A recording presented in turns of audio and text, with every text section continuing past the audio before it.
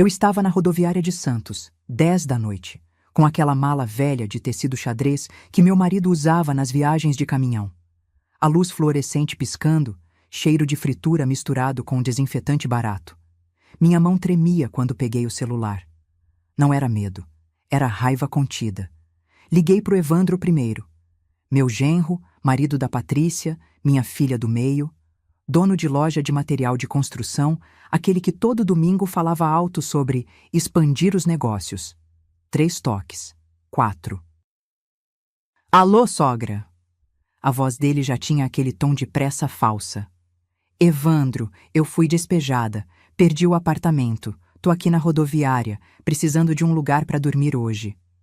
Silêncio, daqueles que você sente o cérebro da pessoa calculando. Ai, sogra, é que a casa tá em obras, sabe? Quebramos a parede do quarto de hóspedes. Não tem nem onde a senhora dormir direito. Eu anotei no meu caderninho preto. Evandro, obras, mentira. E a Patrícia? Ela não pode vir me buscar? Ela tá com enxaqueca, dormiu cedo. Olha, amanhã a gente conversa com calma, tá bom? A senhora não tem uma amiga aí perto? Ele desligou antes de eu responder. Minha garganta queimou. Não de choro, de confirmação. Se você tá gostando dessa história, se inscreve no canal. Porque o que eu descobri nos próximos dias, ninguém imagina até onde uma família pode ir quando o dinheiro entra no meio. Respirei fundo. Liguei pro Paulinho, casado com a Camila, minha filha mais velha. Dono de loja de autopeças, sempre de boné, sempre sem tempo. Tia Marlene, oi! Olha, que situação, né? Mas aqui tá punk também. O Pedrinho tá com febre, a Camila tá sozinha, não posso deixar ela. Paulinho, eu só preciso de um sofá. É, mas com criança doente, a senhora entende, né? Contágio, essas coisas. Anotei. Paulinho, filho doente. Mentira. Último. Rodrigo, marido da Renata, minha caçula. Loja de roupa no centro. O que sempre me chamava de tiazinha querida nas festas. Oi, tia! Nossa, que bad, hein? Olha, a gente ia adorar ajudar, mas a Renata tá com a mãe dela internada, sabe? A casa tá um caos. Amanhã eu vejo um jeito. Prometo. Ele nem esperou eu falar. Desligou. Anotei. Rodrigo, sogra internada. Verificar. Eu não chorei. Minha mão só apertou o caderninho com força, as veias saltando na pele fina. 72 anos nas costas. 3 filhas criadas sozinha, depois que meu Toninho morreu. 3 genros que eu ajudei a montar negócio, que sentavam na minha mesa todo domingo. E nenhum tinha um sofá para mim. Mas eu já esperava isso. Na verdade, eu precisava disso. O teste tinha começado 3 semanas atrás, quando meu contador me ligou perguntando se eu tinha autorizado a venda de um galpão. Eu não tinha autorizado nada. E quando pedi os extratos, vi transferências, vendas, movimentações que eu nunca fiz. Alguém estava roubando meu patrimônio. Alguém que tinha acesso. Alguém da família. Então eu inventei que tinha sido despejada. Peguei a mala velha, vim para Santos e liguei. Faltava uma ligação. Peguei o celular de novo, as mãos já cansadas, e disquei para Júlia, minha neta. 22 anos, estudante de pedagogia, dividindo kitnet de 18 metros quadrados em São Vicente. Ela atendeu no primeiro toque. Vó, que foi? Tá tudo bem? E quando eu contei, a voz dela quebrou de um jeito que me partiu. Eu vou aí agora, vó. Não sai daí. Eu vou. Desliguei e fechei os olhos. Júlia não sabia, mas ela acabara de me dar a última peça do quebra-cabeça que eu precisava para destruir quem estava me roubando. 1h30 depois, vi a Júlia entrando na rodoviária. Cabelo preso num coque bagunçado, tênis gasto, aquela mochila verde das costas que eu conhecia desde o primeiro dia de aula dela. Ela veio correndo. Não andando. Correndo. Vó! Me abraçou com força, daquele jeito que aperta a costela e faz doer gostoso. Senti o cheiro de sabonete de coco barato e suor de quem pegou 2 conduções. Minha garganta apertou. Eu queria falar que estava tudo bem, que era só um teste, que ela não precisava ter largado tudo. Mas eu segurei. Ainda não. Você tá bem? Comeu alguma coisa? A voz dela saiu sem ar. Tô, filha. Agora que você chegou, tô. Ela pegou minha mala como se pesasse nada. Começamos a caminhar até o ponto de ônibus. Foi aí que eu vi a mochila dela entreaberta. Livros de pedagogia, um caderno com abas coloridas, um estojo de canetinhas que eu tinha dado no aniversário dela. Júlia, e a aula amanhã? Ela parou de andar. Virou para mim com aqueles olhos castanhos iguais aos do meu Toninho. Vó, eu tranquei a faculdade hoje de tarde. Meu estômago virou. Como assim trancou? Tranquei. Segunda-feira eu vou atrás de trampo. Já pensei, posso trabalhar de caixa no mercado ou na loja da Marisa, eles estão contratando. A gente se vira, vó. A senhora não vai ficar na rua. Ela falou isso olhando para frente, segurando a mala com as 2 mãos, o queixo firme. Mas eu vi o canto do olho dela brilhar. Ela estava engolindo o choro. 22 anos. Faltava 1 ano e meio para se formar. Sonho dela desde os 15, ser professora de alfabetização. E ela tinha acabado de jogar isso fora por mim, enquanto 3 adultos donos de loja não tinham um sofá. Sentamos no ônibus. Júlia insistiu que eu ficasse no banco de fora, para eu não bater a perna na janela. Detalhe bobo, mas era isso. Cuidado nos detalhes. Vó, a kitnet é pequenininha, mas tem geladeira e o chuveiro é bom. A senhora dorme na cama, eu arrumo um colchonete no chão. Júlia, eu não vou tomar teu espaço. A senhora não tá tomando nada. A senhora me criou quando minha mãe não tinha cabeça para isso. Lembra? Eu morava com a senhora. A senhora que me levava na escola, fazia meu lanche, me ensinava a ler. Ela segurou minha mão. A dela quente, suada. A minha gelada, seca. Agora é minha vez, vó. Eu olhei pela janela para ela não ver minha cara. Santos à noite. Prédios com luz acesa, gente voltando do trabalho, vida seguindo. E eu ali, fingindo ser uma coitada, testando quem prestava. Mas não era só teste. Eu precisava ter certeza. Certeza de que Júlia era diferente. Porque o que eu ia fazer nos próximos dias precisava de alguém do meu lado que não me apunhalasse pelas costas. A kitnet ficava num prédio velho de 3 andares, sem elevador. Subimos devagar. Júlia carregou minha mala, eu segurei no corrimão de ferro frio. Cheiro de comida de outras casas. Barulho de novela na TV do vizinho. Quando ela abriu a porta, acendeu a luz. 18 metros quadrados.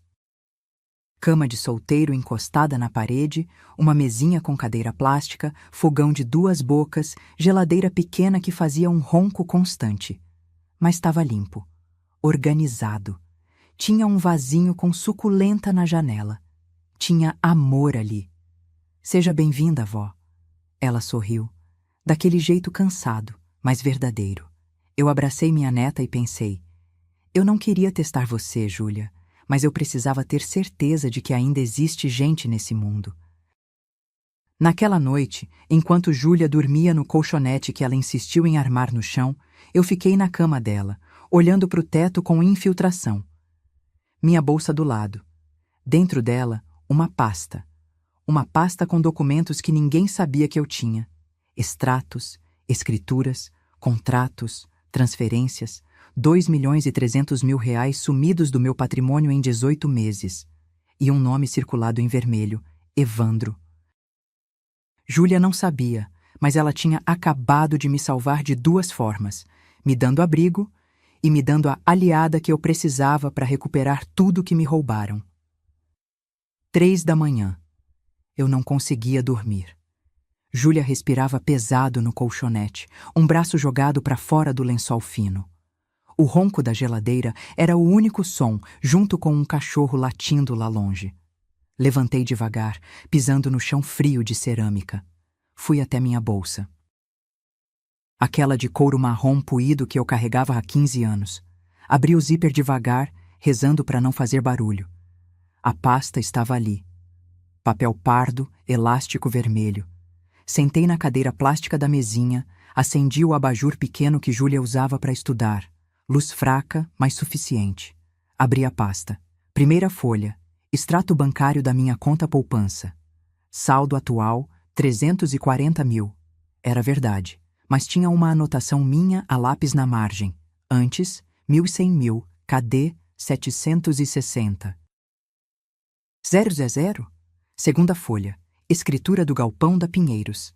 Aquele que meu Toninho comprou em 2003, quando o bairro ainda era mato. Hoje valia 1,2 milhão fácil. A escritura estava em meu nome, mas tinha uma cópia grampeada atrás. Uma escritura nova, mesma propriedade. Transferida para Evandro Campos Souza. Data: 3 semanas atrás. Assinatura: Marlene Ferreira dos Santos. Eu passei o dedo na assinatura. Perfeita, igualzinha à minha letra. Mas eu nunca assinei aquilo. Minha mão começou a tremer. Não de medo, de uma raiva tão funda que dava vontade de gritar. Mas eu mordi o lábio e continuei. Terceira folha. Comprovante de venda de um apartamento no Gonzaga que eu alugava. Vendido por 580 mil reais. Comprador: empresa fantasma. Dinheiro: sumiu. Quarta folha. Transferência de 200 mil reais da minha conta para a conta da loja de autopeças do Paulinho. Autorização com minha assinatura, que eu também nunca dei. Peguei a caneta vermelha que estava na pasta. Comecei a circular. Nomes, datas, valores. Evandro. 3 movimentações, 1.520 mil reais no total. Paulinho. 2 movimentações, 480 mil reais. Rodrigo. 1 movimentação, 300 mil reais. Total desviado, 2.300 mil reais. Eu tinha juntado aquilo a vida inteira, trabalhando de costureira quando o Toninho estava na estrada. Economizando cada centavo depois que ele morreu. Investindo em imóveis pequenos, alugando, reinvestindo. E meus genros, os maridos das minhas filhas, estavam me roubando como se eu já tivesse morrido. Pior, estavam falsificando minha assinatura. Isso não era ganância. Era crime. Encostei as costas na cadeira. O corpo doía. Aquela dor surda nas juntas, de ficar tensa demais. Passei a mão no rosto. Pele fina, seca. Reparei que minhas mãos estavam cheias de manchas de velhice. Quando foi que eu fiquei tão velha a ponto de virarem invisível para a própria família? Olhei para Júlia dormindo. Ela tinha virado pro lado, a mão debaixo do rosto. Tão nova. Tão limpa. Senti vontade de acordar ela e contar tudo. Mas não, ainda não. Porque se eu contasse agora, Júlia ia querer ir na polícia, fazer escândalo, boletim de ocorrência. E eu não queria isso. Eu queria que eles se expusessem completamente.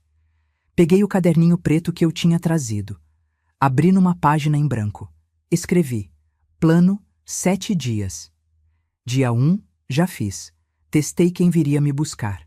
Dia 2 a 6, ficar quieta. Deixar Evandro achar que tá seguro. Dia 7, confronto. Fechei o caderninho. Guardei a pasta de volta na bolsa, voltei para a cama. Deitei de lado, olhando para a parede com infiltração. Uma mancha de umidade tinha formato de nuvem. Júlia mexeu no sono, murmurou alguma coisa. Puxei o lençol dela que tinha escorregado, cobri o ombro dela direito. E foi aí que eu entendi uma coisa. Eu não estava fazendo isso só por dinheiro. Eu estava fazendo porque precisava saber se ainda existia gente decente nessa família. E Júlia era a prova de que sim. Fechei os olhos. Amanhã de manhã, eu ia fazer café para minha neta, ia fingir ser uma velhinha confusa e perdida. Mas por dentro, eu já era uma caçadora. E meus genros não faziam ideia do que estava vindo. No dia seguinte, Júlia acordou cedo. 6:30 da manhã, ainda estava escuro lá fora. Vó, vou no mercado comprar pão e umas coisas. A senhora quer alguma coisa? Ela estava com o cabelo molhado do banho, cheiro de sabonete barato enchendo a kitnet.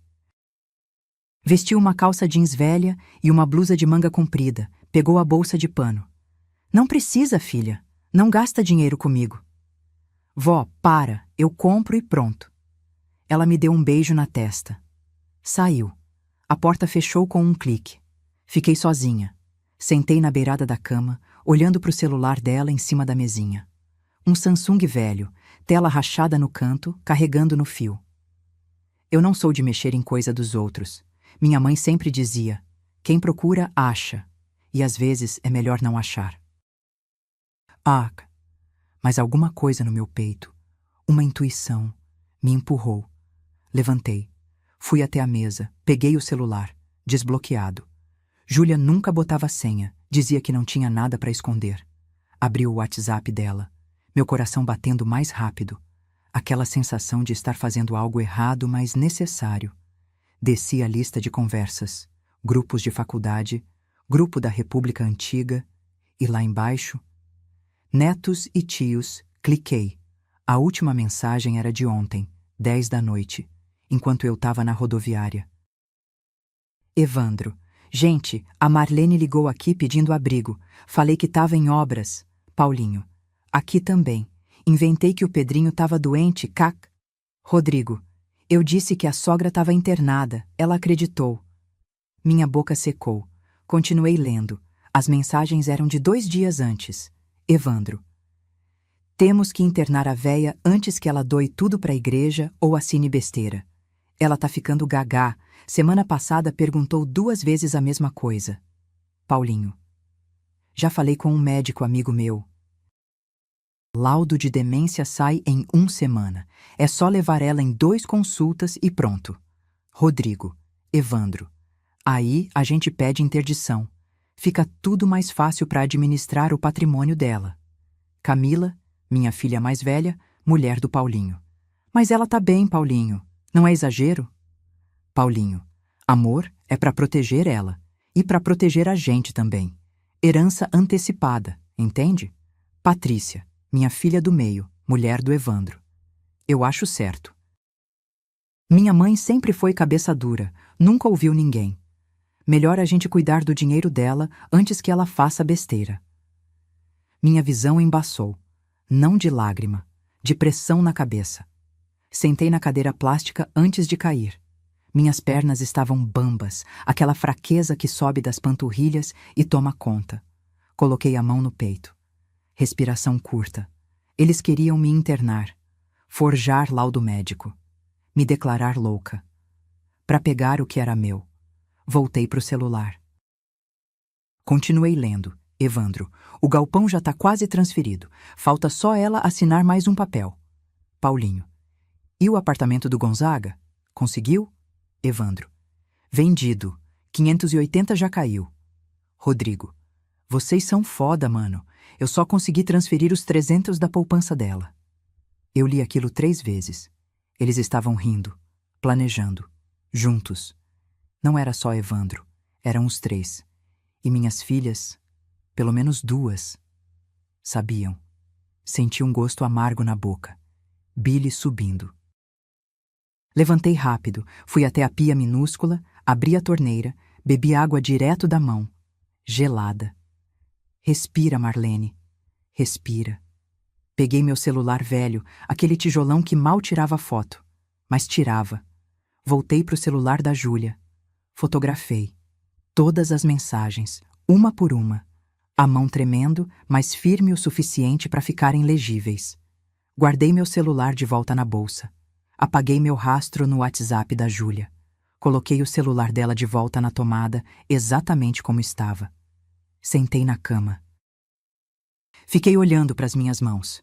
Velhas, cheias de veias saltadas, unhas curtas, sem esmalte, mãos que trabalharam a vida toda, e pensei, eu não queria acreditar que meus genros eram ladrões, mas o pior é saber que minhas filhas deixaram.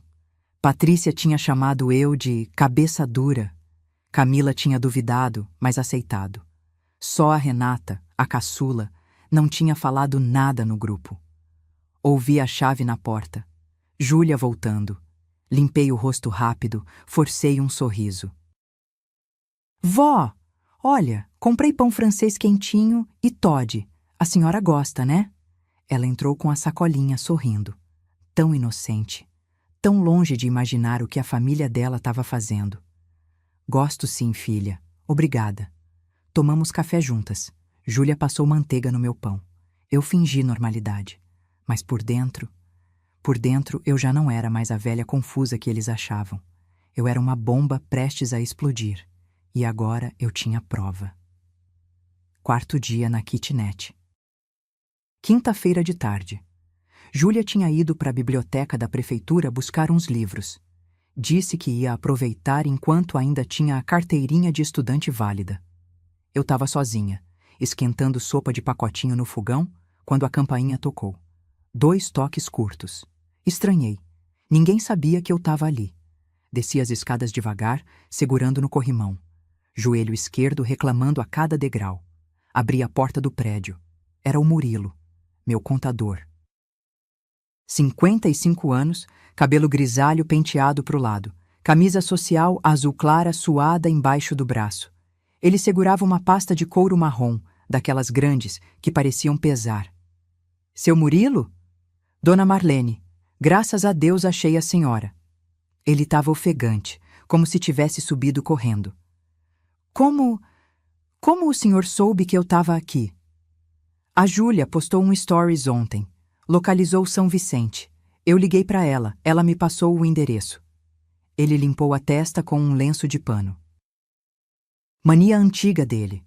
Sempre carregava um lenço no bolso, desde os tempos que atendia meu Toninho. Senti um aperto no estômago. Murilo era contador da família fazia 30 anos. Homem sério, certinho. Foi ele que me ajudou a organizar a herança quando o Toninho morreu.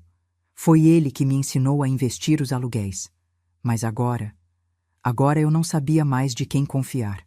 Sobe, seu Murilo, mas o elevador não funciona. Tudo bem, dona Marlene, eu subo. Subimos.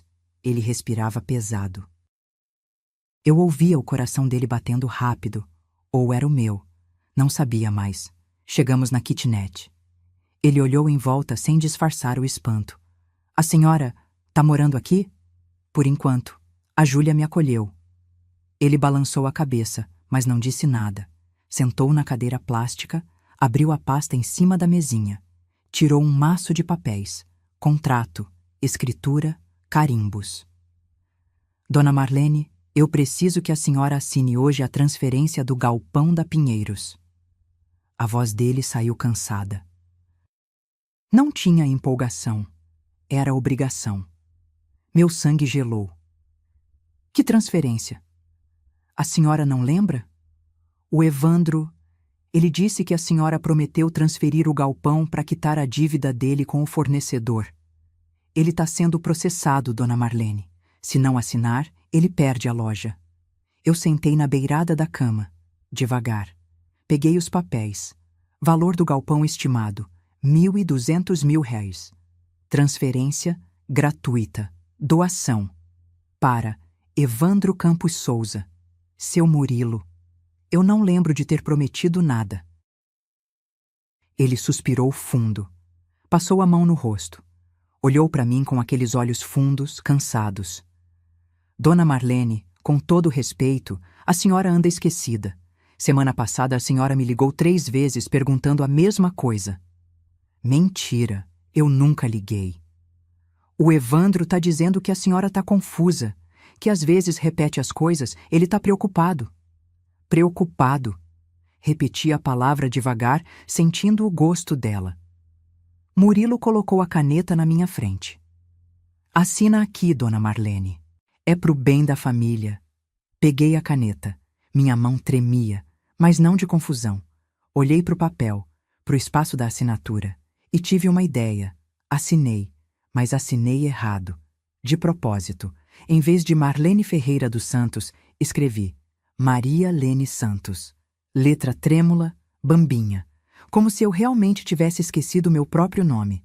Murilo pegou o papel, olhou rápido, guardou na pasta. Nem conferiu. Levantou, já indo embora.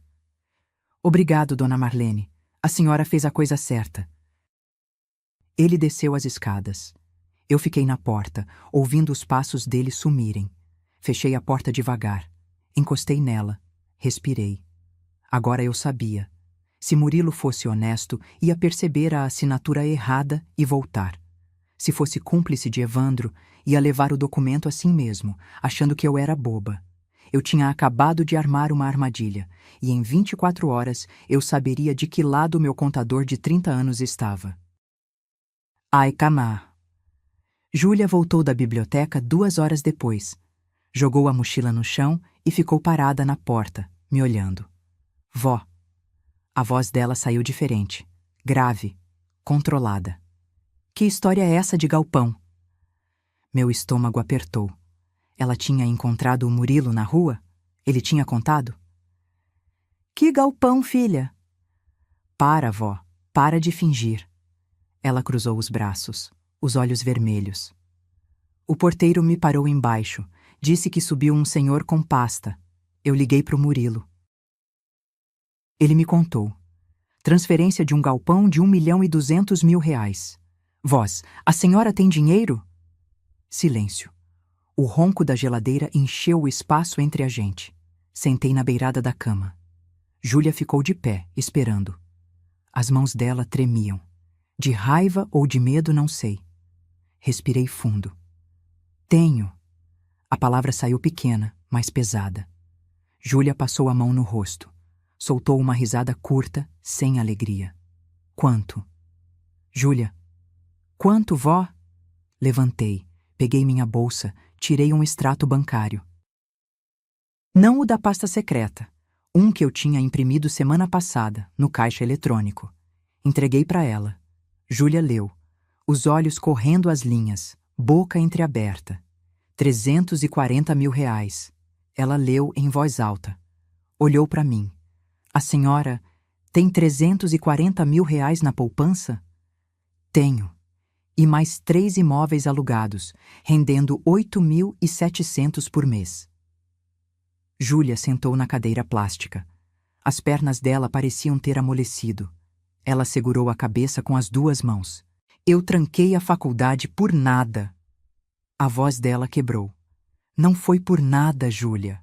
Foi, ela gritou, e foi a primeira vez que eu vi minha neta gritar comigo. Eu achei que a senhora estava na rua, achei que tinha perdido tudo. Eu ia trabalhar de caixa de mercado, vó. Eu estava disposta a largar meu sonho.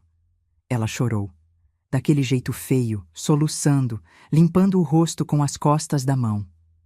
Eu me ajoelhei na frente dela. O joelho doeu, aquela fisgada aguda, mas ignorei. Segurei as mãos dela. Júlia, olha para mim.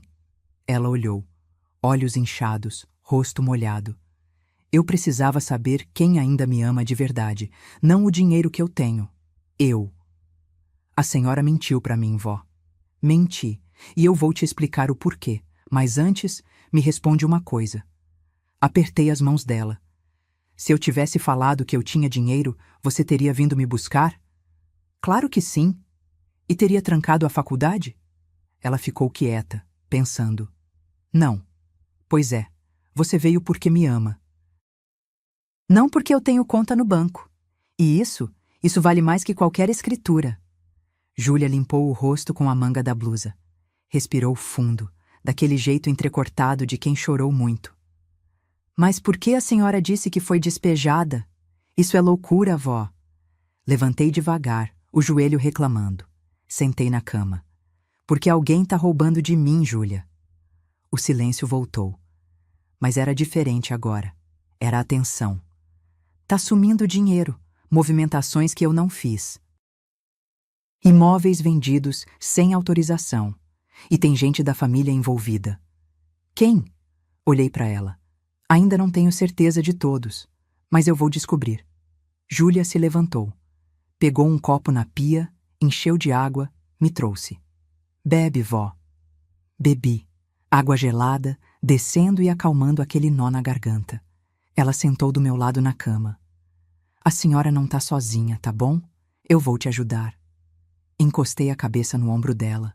Senti o cheiro de biblioteca, papel velho e poeira boa. Eu sei, filha, eu sei. O que eu não disse a ela, o que eu ainda guardava, era que o patrimônio total não era 300 mil, era 4.600.000 reais.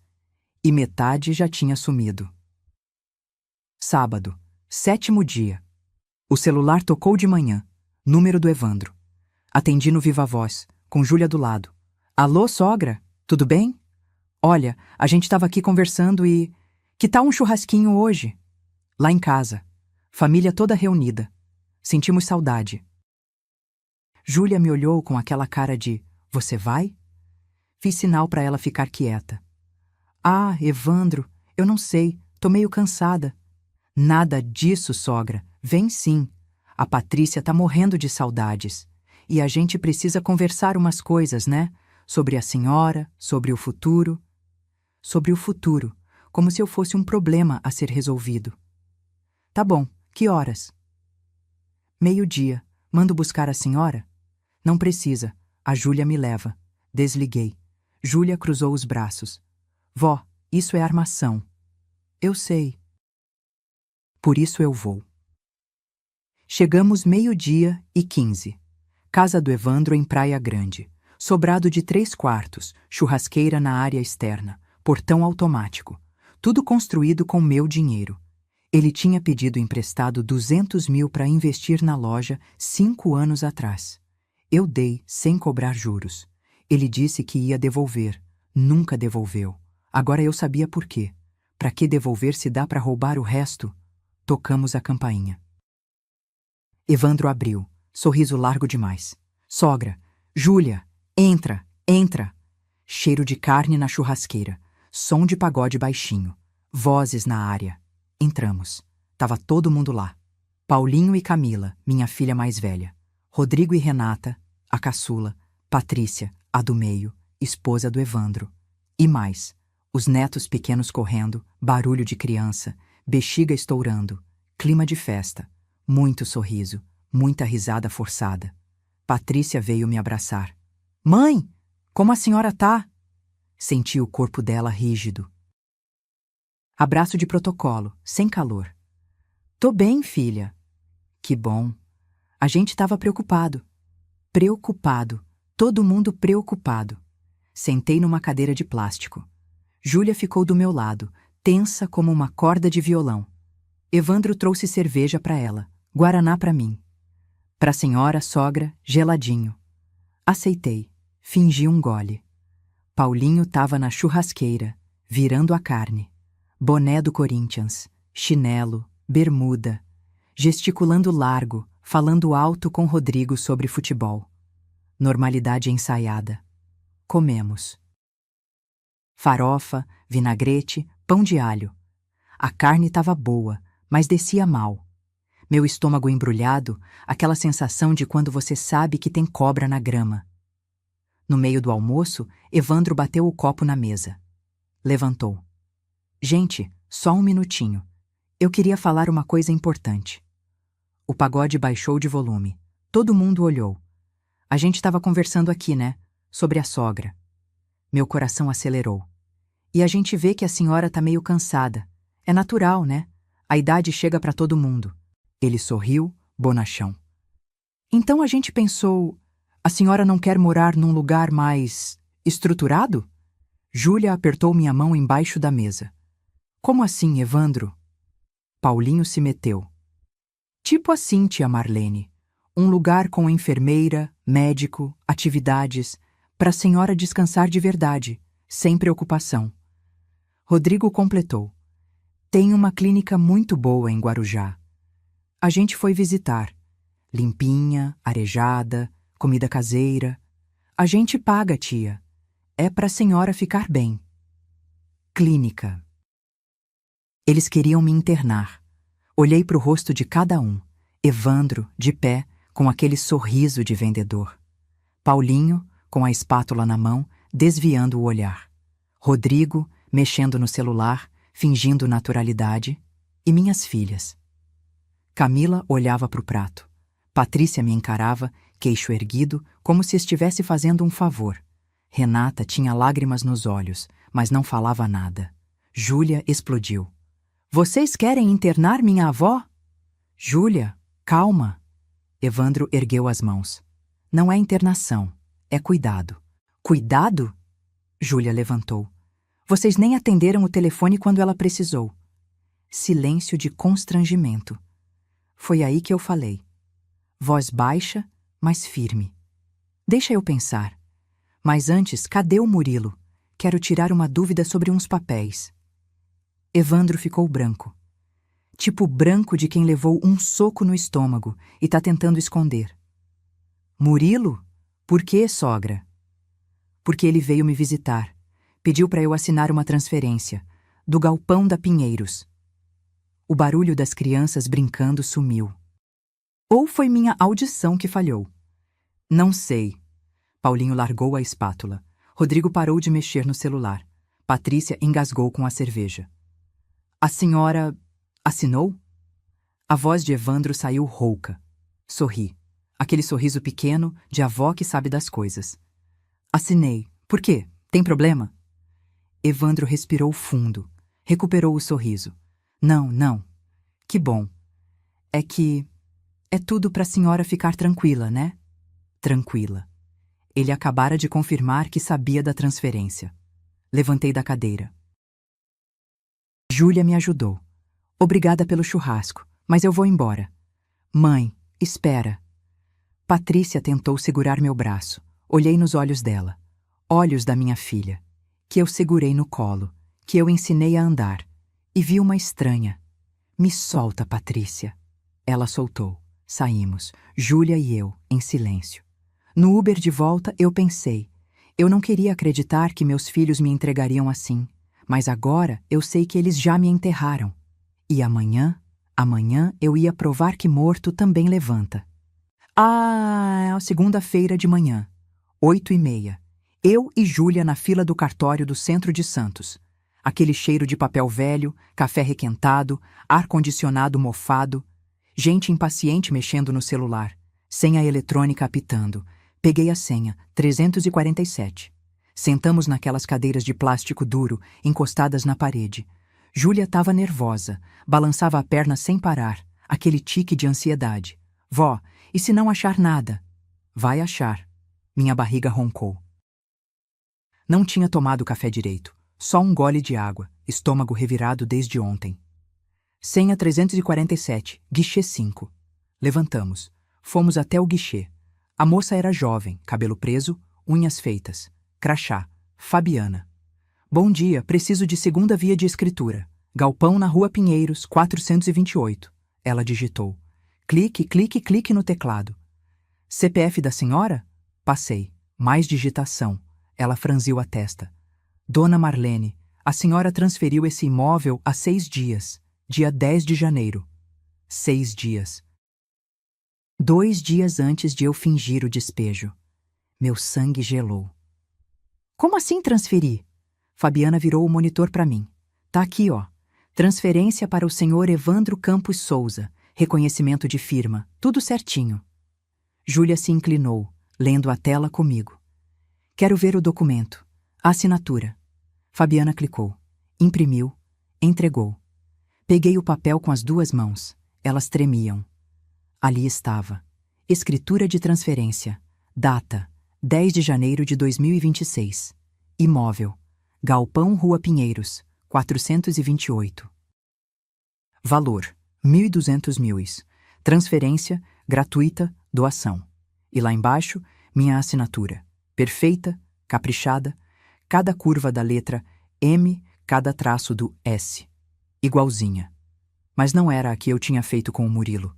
Aquela tinha sido errada de propósito. Maria Lene Santos, trêmula. Essa aqui era perfeita. Eles tinham falsificado antes do teste, antes de tudo. Júlia pegou o papel da minha mão. Vó, essa assinatura é da senhora? Não. Fabiana piscou confusa. Como não? Eu nunca assinei isso. Isso é falsificação. A moça ficou sem graça. Olhou para o papel, para mim, para o papel de novo. A senhora tem certeza? Porque o reconhecimento de firma foi feito no cartório da Praia Grande, com RG e tudo. Meu RG, que eu guardo na bolsa. Mas Patrícia tem cópia. Ela precisou quando eu assinei como avalista do apartamento dela, anos atrás. Respirei fundo. Aquela dor no peito, aperto, falta de ar. Quero cópia autenticada dessa escritura. Agora. Sim, senhora. Só um momento. Fabiana saiu para os fundos. Júlia me segurou pelo braço. Vó, senta, a senhora tá pálida. Sentei numa cadeira ali perto, cabeça rodando, boca seca, aquele gosto metálico. Júlia se ajoelhou na minha frente, segurou minhas mãos. Respira, vó. Devagar. Respirei. Olhei para ela. Eles me roubaram antes mesmo de eu testar eles, Júlia. Eu sei. A voz dela saiu embargada. Eu sei. Fabiana voltou. 3 vias autenticadas, R$ 50 de taxa. Paguei. Saímos do cartório. Sol forte lá fora, meio-dia chegando. Barulho de ônibus, buzina, gente vendendo água na calçada. Sentamos num banco de praça. Árvore dando sombra. Pombo ciscando perto. Júlia abriu a mochila, me deu uma bala de hortelã. Come, vó, ajuda com o enjoo. Chupei a bala. Gosto de menta, fresco. Fechei os olhos, pensei. Eu achei que estava testando quem me amava. Mas a verdade é que eles já tinham me apunhalado pelas costas antes mesmo de eu ligar. Júlia olhou para a escritura de novo. Vó, com isso aqui a gente vai na polícia, né? Isso é crime. Falsificação, estelionato. Não. Como não? Ainda não. Abri os olhos. Ainda falta saber quem mais está envolvido. Quem mais? O Evandro já tá. E o Murilo? E minhas filhas? E os outros 2? Júlia ficou quieta. Levantei. Guardei as escrituras na bolsa. Comecei a andar. Vó, para onde a gente vai? Parei. Virei para ela. Eu vou falar com o Murilo e ele vai me dizer a verdade. Ou vai preso comigo. Ah, tal! Liguei pro Murilo do orelhão da praça. Sim, orelhão. Ainda existem alguns e eu queria que ele não tivesse meu número salvo aparecendo na tela. 3 toques. Alô? Seu Murilo, é a Marlene. Preciso falar com o senhor. Hoje. Silêncio do outro lado. Daqueles que duram 2 segundos, mas parecem 10. Dona Marlene, eu tô meio ocupado hoje. Não foi pedido, Murilo. Foi convocação. Café do Edinho, Avenida Ana Costa, 2 horas. Desliguei antes dele responder. Chegamos 1:50. Café do Edinho era daqueles antigos, de balcão de fórmica, cadeira de ferro, cheiro de café coado misturado com bolo de fubá. Ventilador de teto barulhento girando devagar. Sentei numa mesa do fundo. Júlia ficou numa mesa perto, de costas, fingindo mexer no celular. Mas eu sabia que ela estava ouvindo tudo. Murilo chegou às 2:05. Camisa amarrotada, pasta de couro debaixo do braço. Olheiras fundas. Ele viu que era só eu e relaxou um pouco. Erro dele. Sentou, pediu um café. As mãos dele tremiam quando pegou a xícara.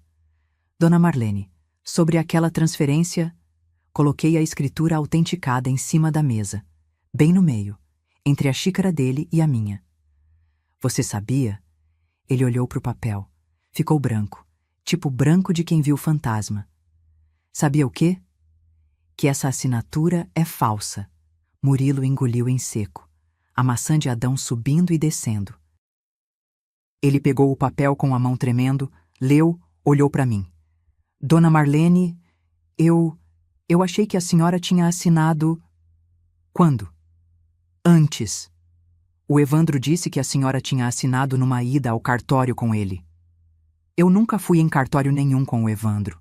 Minha voz saiu baixa, perigosa. E você sabe disso. Ele largou o papel, passou a mão no rosto. Respiração pesada, rápida.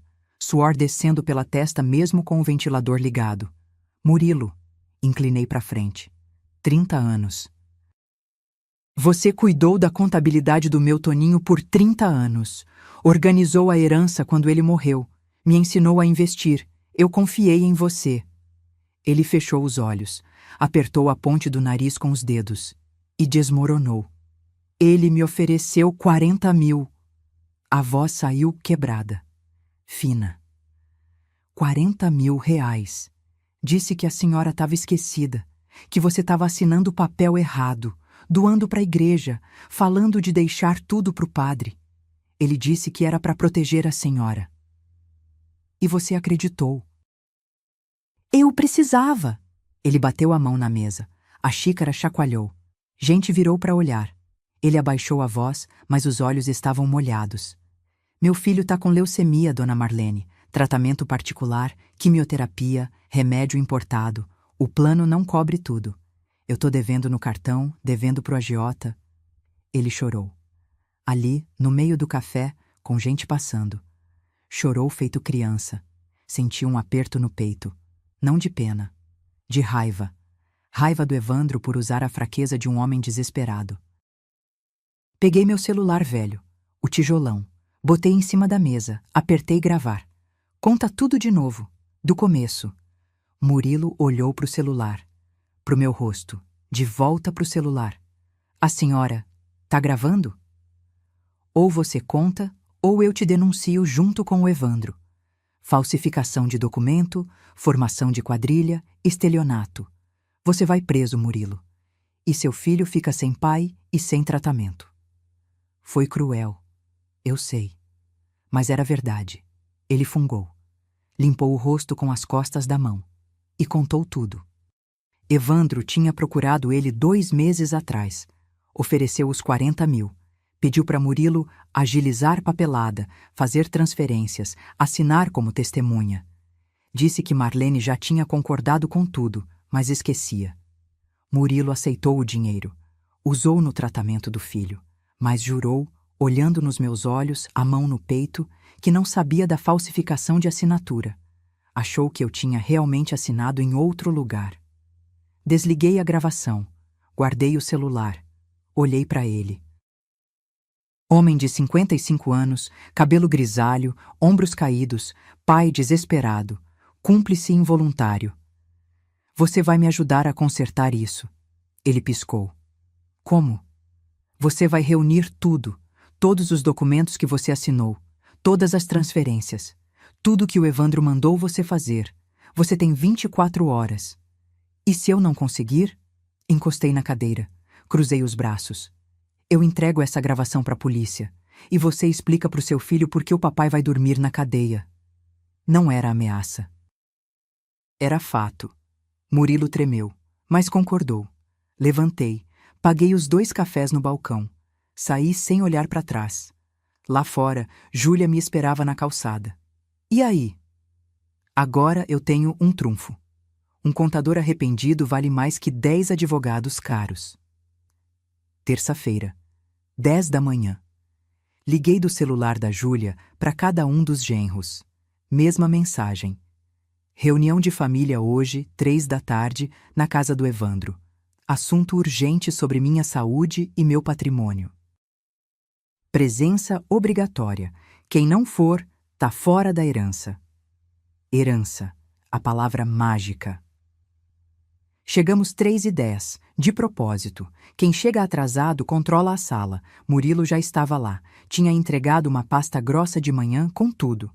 Extratos, comprovantes, e-mails, contratos. Tudo o que Evandro tinha mandado ele fazer. Eu trouxe outra pasta. A minha. Com as escrituras falsas, os prints do WhatsApp, a gravação. Evandro abriu a porta. Sorriso de plástico. Sogra, entra, entra. Todo mundo já tá aqui. Sala cheia. Evandro, Paulinho, Rodrigo, minhas 3 filhas, Patrícia, Camila, Renata. E Murilo, sentado no canto, pálido feito papel. Júlia ficou na porta, encostada, braços cruzados. Olhar de sentinela. Sentei na ponta da mesa de jantar. Coloquei as 2 pastas na frente de mim. Silêncio pesado. Ar-condicionado ligado, mas eu sentia calor. Aquele calor que sobe do peito quando a pressão sobe junto. Bom, sogra. Evandro começou, voz de vendedor.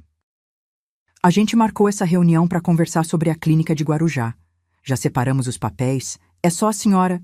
Senta, Evandro. Ele parou no meio da frase. Desculpa? Eu disse, senta. Eu que convoquei essa reunião, não você.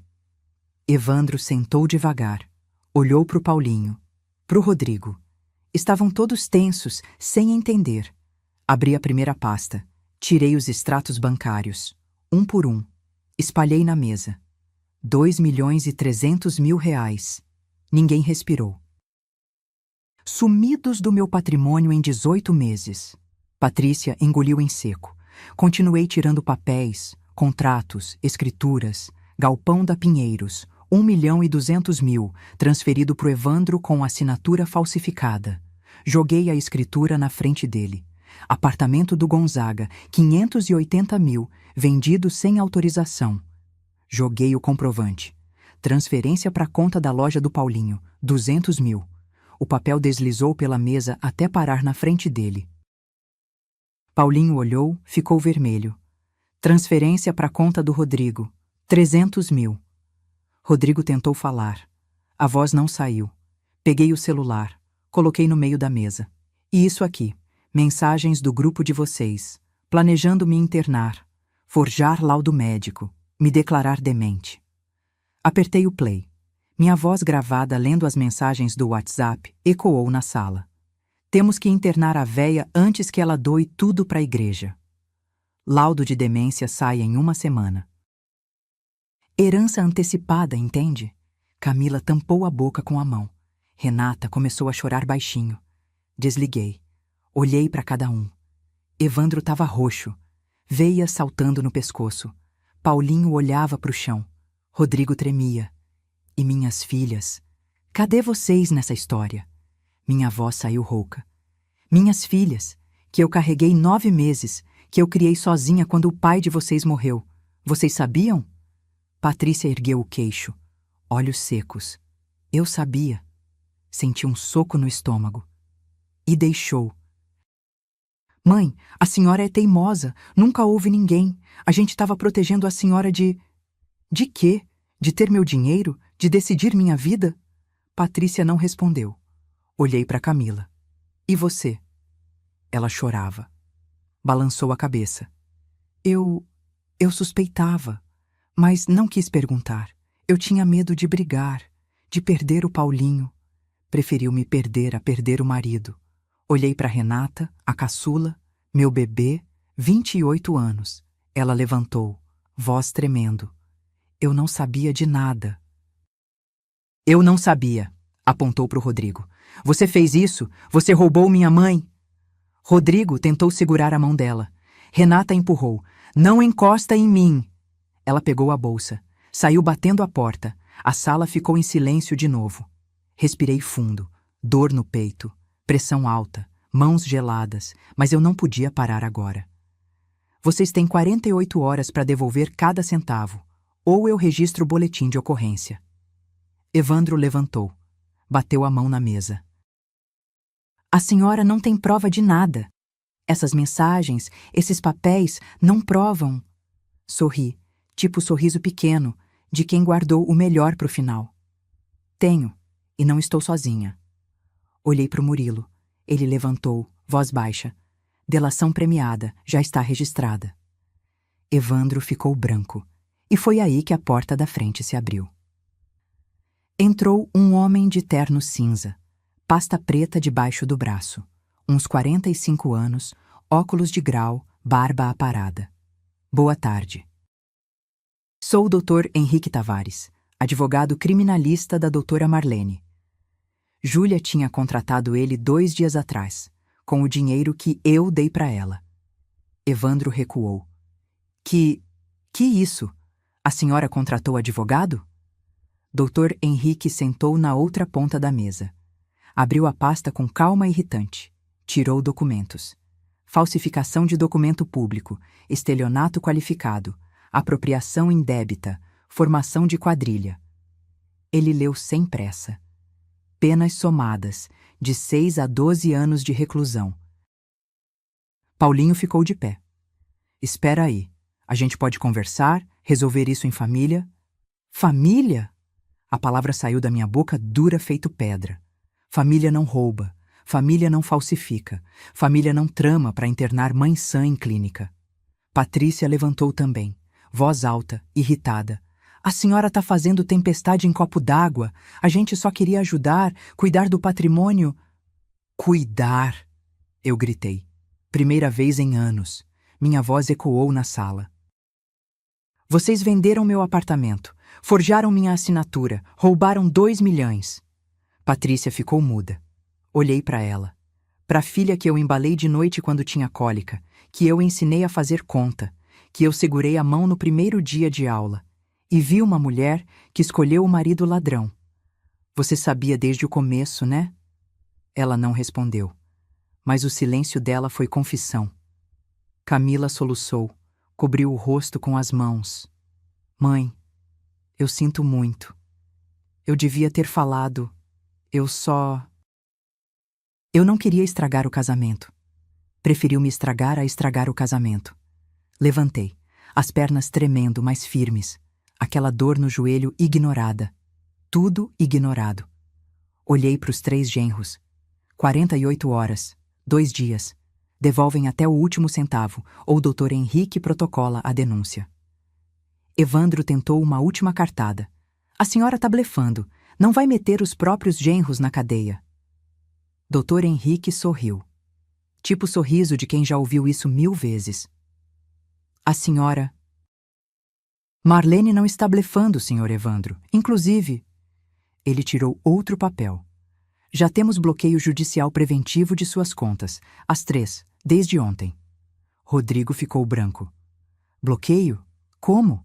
A gente não foi notificado. Segredo de justiça. Crimes patrimoniais contra idoso têm tratamento prioritário. Aquilo foi a gota. Paulinho partiu para cima de Murilo.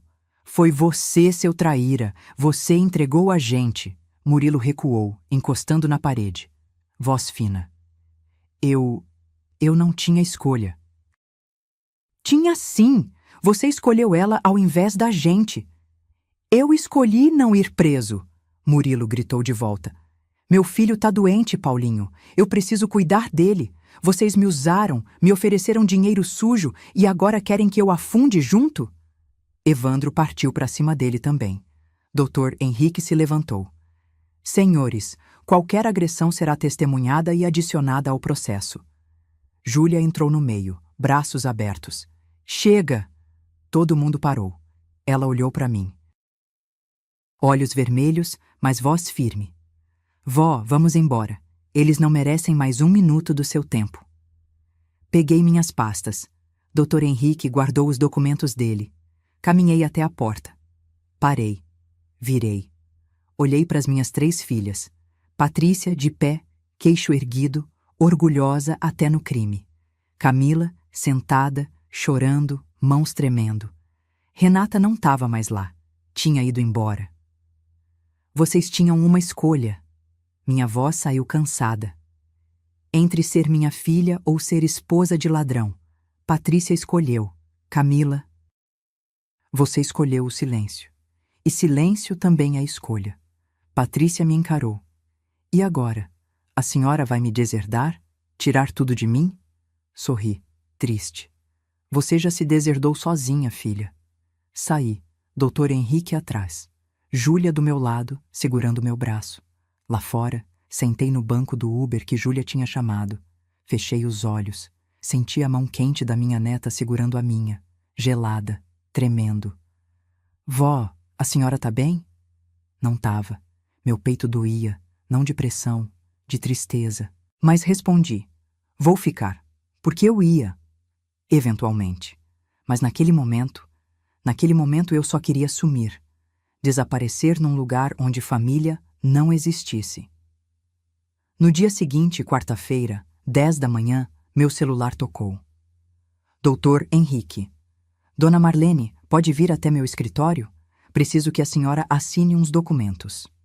Fui com Júlia. Escritório na Conselheiro Nébias, 2º andar, sem elevador. Subimos devagar. Meu joelho reclamando cada degrau.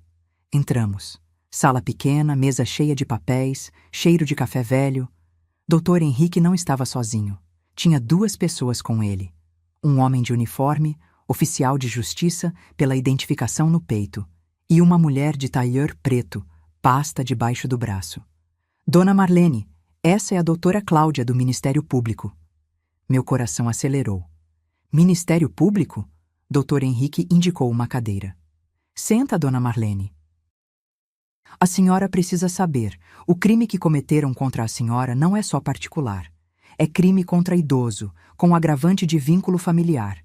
Isso é ação pública. O Estado processa, não só a senhora. Sentei. Júlia ficou de pé atrás de mim, mão no meu ombro. Doutora Cláudia abriu a pasta. Com base na delação do Sr. Murilo Campos e nas provas documentais, conseguimos mandado de prisão preventiva para os três: Evandro Campos Souza, Paulo Henrique Lima e Rodrigo Tavares. Prisão. A palavra ecoou na minha cabeça. Eles vão ser presos? Hoje? Agora. Dr. Henrique olhou para o relógio. Polícia já deve estar nas residências. Minha boca secou. Aquela sensação de quando você ganha algo que queria, mas não sabe se devia ter querido. Júlia apertou meu ombro. Vó, a senhora tem certeza? Ainda dá pra... Dá pra o quê, Júlia? Virei para ela. Para deixar eles me roubarem de novo? Para fingir que não aconteceu? Ela ficou quieta. Peguei a caneta que Dr. Henrique ofereceu. Assinei os papéis. Autorização de representação. Confirmação de depoimento. Tudo. Minha mão tremia. Não de medo. De algo que eu não sabia nomear. Culpa. Alívio. Raiva. Tudo junto? 3 horas da tarde. Meu celular tocou. Número desconhecido. Atendi. Era Patrícia. Voz histérica. Mãe, a polícia levou o Evandro. Ele tá algemado. Os vizinhos todos viram. Isso é culpa da senhora. Desliguei. Tocou de novo. Camila. Mãe, pelo amor de Deus. O Paulinho foi preso no trabalho. Na frente dos funcionários. A loja vai fechar. A gente tem 2 filhos, mãe. Desliguei. Mensagem de Renata. Mãe, o Rodrigo foi preso. Eu pedi divórcio. Obrigada por abrir meus olhos. Te amo. Essa eu respondi. Eu também te amo, filha. Naquela noite, não consegui dormir. Fiquei na cama da kitnet, olhando para o teto. Júlia dormia no colchonete, respiração pesada. Peguei meu celular. Entrei nas notícias locais de Santos. Lá estava. 3 empresários presos por estelionato contra a idosa. Vítima é a própria sogra. Tinha foto. Evandro sendo colocado na viatura. Cara no chão, cabelo bagunçado. Fechei o celular. Encostei a cabeça no travesseiro. Cheiro de amaciante barato da Júlia. Pensei nas minhas filhas. Patrícia me culpando. Camila, desesperada. Renata, livre. Pensei nos netos pequenos, que iam crescer sabendo que o pai foi preso por roubar a avó. Pensei no Toninho. Meu marido, se ele estivesse vivo, o que ele diria? Você fez o certo, Marlene. Ou, você destruiu a família. Não sei. Nunca vou saber. Uma lágrima escorreu. Única. Quente. Limpei rápido. Não era hora de chorar. Era hora de terminar o que comecei. Porque amanhã ia ter audiência de custódia. E eu ia estar lá, olhando nos olhos de cada um deles. 3 meses depois. Fórum de Santos. Sala de audiência. Ar-condicionado barulhento, cheiro de limpeza química, banco de madeira duro. Eu sentada na primeira fila. Júlia do meu lado. Dr. Henrique à frente. Do outro lado, Evandro, Paulinho, Rodrigo, de terno emprestado, cabelo cortado, barba feita, tentando parecer respeitáveis. Tarde demais. A juíza leu a sentença. Voz firme, sem emoção. Evandro Campos Souza, 4 anos de regime semiaberto. Paulo Henrique Lima, 4 anos de regime semiaberto. Rodrigo Tavares, 3 anos e 6 meses de regime semiaberto. Pausa. Devolução integral dos valores desviados, R$ 2.300.000, com correção monetária. Total, R$ 2.420.000. Camila soluçou na fila de trás. Patrícia estava de pedra, olhando para frente. A juíza continuou. Os réus têm 90 dias para efetuar a devolução. Caso contrário, bens serão arrestados e leiloados. Bateu o martelo. Audiência encerrada. Saímos, sol forte lá fora. Calçada lotada, gente vendendo água, picolé, ambulante gritando. Evandro passou por mim na porta. Me olhou. Aquele olhar de raiva contida, mandíbula travada. Não abaixei o olhar. Ele passou. Paulinho veio atrás. Parou. Tia Marlene, a loja vai quebrar. A gente não tem como pagar isso tudo. Devia ter pensado nisso antes. Ele baixou a cabeça. Foi embora. Rodrigo nem olhou. Passou reto. 45 dias depois. Loja de materiais de construção do Evandro. Placa de vende-se. Loja de autopeças do Paulinho. Fechado por ordem judicial. Loja de roupas do Rodrigo. Leiloada. O dinheiro veio. 2.420.000. Depositado numa conta bloqueada. Dr. Henrique me ligou. Dona Marlene, o valor está disponível. A senhora quer transferir para sua conta? Respirei fundo. Não. Como não? Quero que seja depositado num fundo educacional, em nome da Júlia e dos netos que realmente precisam. Silêncio do outro lado. A senhora tem certeza? Absoluta. Porque eu não queria aquele dinheiro de volta. Não assim, sujo de traição. Eu queria que virasse futuro, bolsa de estudo, faculdade, livros, sonhos. 2 semanas depois. Patrícia apareceu na kitnet, sem avisar. Júlia abriu a porta. Ficou parada, sem saber o que fazer. Deixa ela entrar. Patrícia entrou. Cabelo preso, sem maquiagem, roupa simples, nada da mulher cheia de pose que eu conhecia. Ficou de pé. Eu sentada. Mãe, eu vim pedir perdão. Não respondi. Eu errei. Eu escolhi ele. E agora eu tô pagando. Ele vai ficar preso, a casa vai ser tomada, eu vou ter que trabalhar de novo. A voz dela quebrou. Eu perdi tudo. Olhei para ela. Minha filha. 42 anos. Rugas nos olhos. Cansaço. Você não perdeu tudo, Patrícia. Você escolheu. Eu sei. Ela chorou. Finalmente. Eu sei. E eu não espero que a senhora me perdoe, mas eu precisava falar. Levantei. Cheguei perto dela. Eu perdoo. Ela me olhou surpresa. Mas herança? Continuei. Você escolheu ele, agora vive com a escolha. A cara dela desmontou. A senhora vai me tirar da herança? Já tirei. Peguei um papel que estava na bolsa. Novo Testamento. Registrado em cartório 3 dias atrás. Li em voz alta.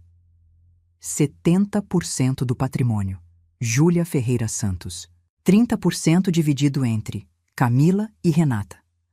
Patrícia ficou branca. E eu? Você já recebeu, quando fiquei quieta enquanto seu marido roubava. Ela saiu, sem falar mais nada. Porta fechando devagar. Sentei de novo. Mãos tremendo. Júlia se ajoelhou na minha frente. Vó, a senhora não precisava ter feito isso. Precisava. Segurei o rosto dela. Não foi sobre dinheiro, Júlia. Foi sobre caráter. E pela primeira vez em meses, eu senti paz. Justiça tinha sido feita. Mas a verdadeira reviravolta, a que ninguém esperava, ainda estava guardada. 6 meses depois, Júlia se formou. Pedagogia, oradora da turma. Eu estava na primeira fila do auditório, vestido discreto, cabelo preso, orgulhosa. Quando chamaram o nome dela, gritei. Gritei mesmo, daquele jeito constrangedor de mãe em formatura. Júlia subiu no palco, pegou o diploma, sorriu para mim. E no discurso, falou. Eu quase desisti. Quase tranquei tudo por medo, mas minha avó me ensinou que família é quem fica, não quem é sangue. Chorei, ali, na frente de todo mundo. Naquela noite, fomos jantar. Restaurante simples, self-service por quilo, suco de laranja natural. Sentamos perto da janela. Barulho de rua lá fora, ônibus passando, gente voltando do trabalho. Júlia mexia na comida. Macarrão, frango, salada, mas quase não comia. Vó, posso perguntar uma coisa? Claro. Ela largou o garfo, me olhou nos olhos. A senhora planejou tudo desde o começo, né? O o despejo falso, a rodoviária, tudo. Meu coração acelerou. Por que pergunta isso? Porque eu achei o recibo. Ela tirou um papel amassado da bolsa. Recibo de pensão em Santos. Quarto alugado por 1 semana. Data: 2 dias antes do despejo. Tinha meu nome, minha assinatura. Suspirei. Peguei o recibo. Olhei para ele. Voltei no tempo. 3 meses antes. Flashback. Eu estava no escritório do Murilo. Reunião de rotina. Ele me mostrava os extratos. Foi quando eu vi. Transferência de R$80 mil, que eu não autorizei. Murilo, o que é isso? Ele gaguejou. Disse que eu tinha autorizado. Eu sabia que não. Pedi cópia de tudo. Levei para casa, passei 3 noites acordada, investigando, cruzando datas, valores, e descobri. Não era só uma transferência, eram várias, durante meses.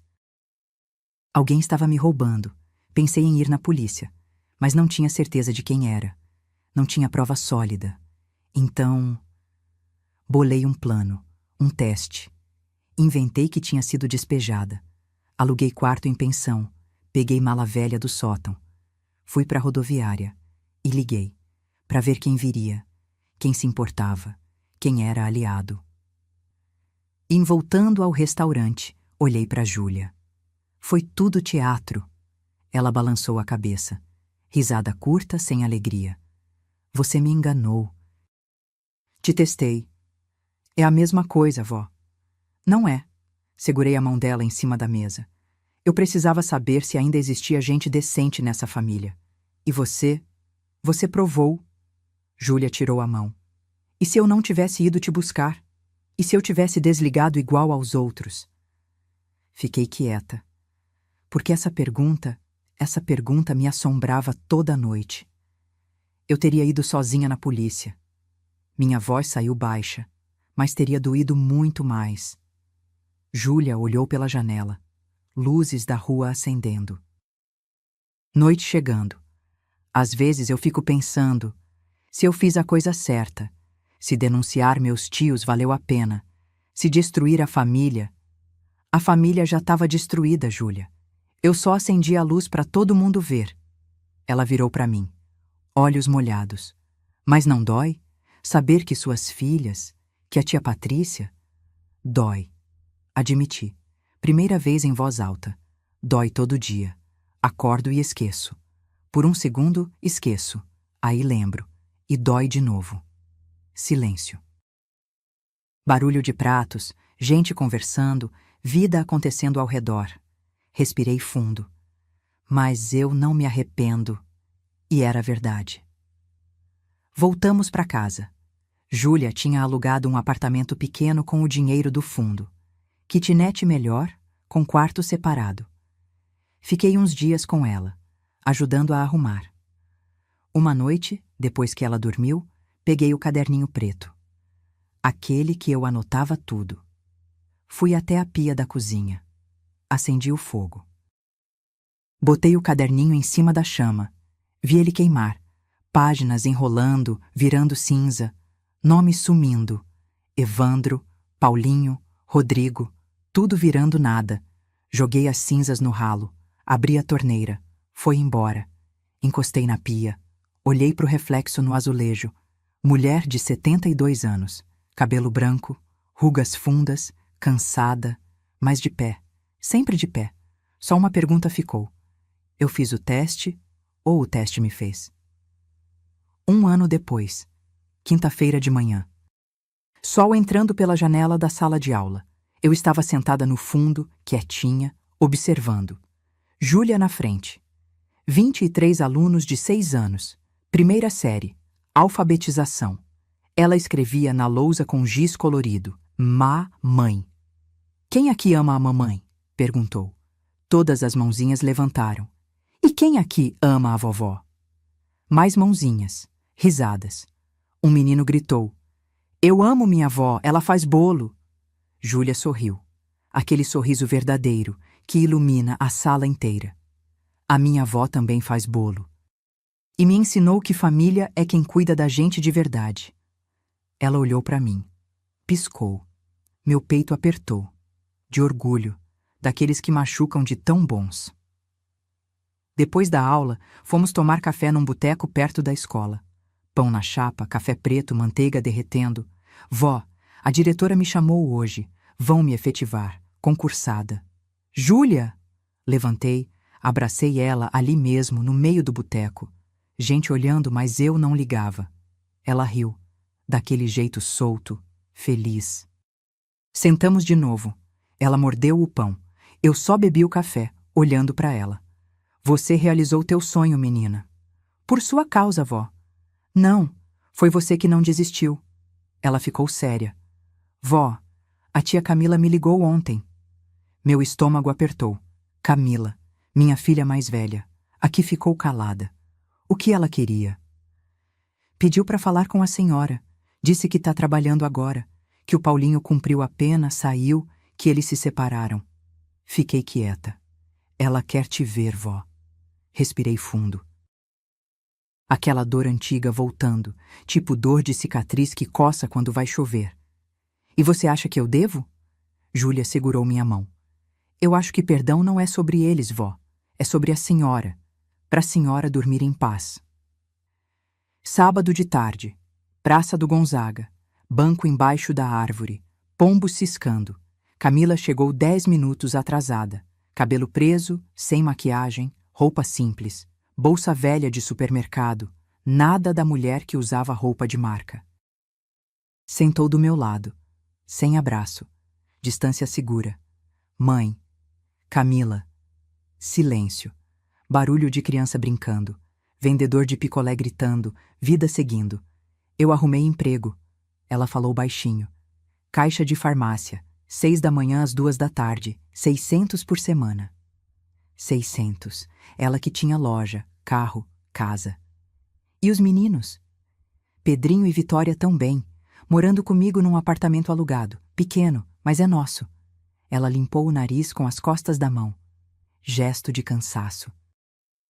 Eu pedi divórcio do Paulinho. Não, não dá mais. Olhei para ela. Minha filha. Rugas nos olhos, mãos ásperas de quem voltou a trabalhar. Eu errei, mãe. A voz dela quebrou. Eu fiquei quieta, eu deixei. Eu tinha medo de ficar sozinha, de perder ele. E no fim, perdi tudo mesmo. Ela chorou, daquele jeito feio, soluçando.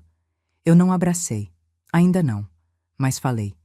Você perdeu o que não prestava e achou o que importa. O quê? Dignidade. Ela me olhou, olhos vermelhos, rosto inchado. A senhora me perdoa? Respirei fundo. Olhei para o céu, nuvem passando, vento fresco. Eu perdoo, Camila, mas confiança demora para voltar. Eu sei. Ela limpou o rosto. Eu sei, e eu vou trabalhar para isso, todo dia, se a senhora deixar. Segurei a mão dela, pela primeira vez em 1 ano, mão áspera, calejada, de quem trabalha de verdade. Vamos devagar. Ela apertou minha mão, forte. Obrigada, mãe. Ah, que nítido. À noite em casa, sentei na varanda do meu apartamento. Pequeno, 2 quartos, que eu comprei com parte do dinheiro recuperado. Olhei para a rua, carros passando, gente voltando do trabalho. Peguei o celular, abri as fotos. Tinha uma da formatura da Júlia. Sorriso enorme, diploma na mão. Tinha uma dos netos pequenos da Renata. Ela tinha me mandado semana passada.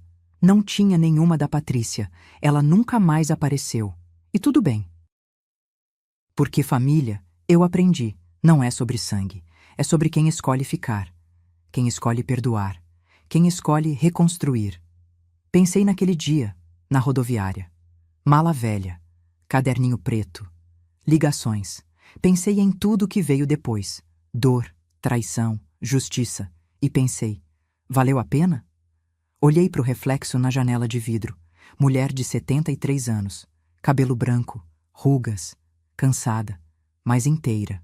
Valeu. Se você chegou até aqui nessa história, obrigada. De verdade. Às vezes a gente precisa testar para saber quem presta.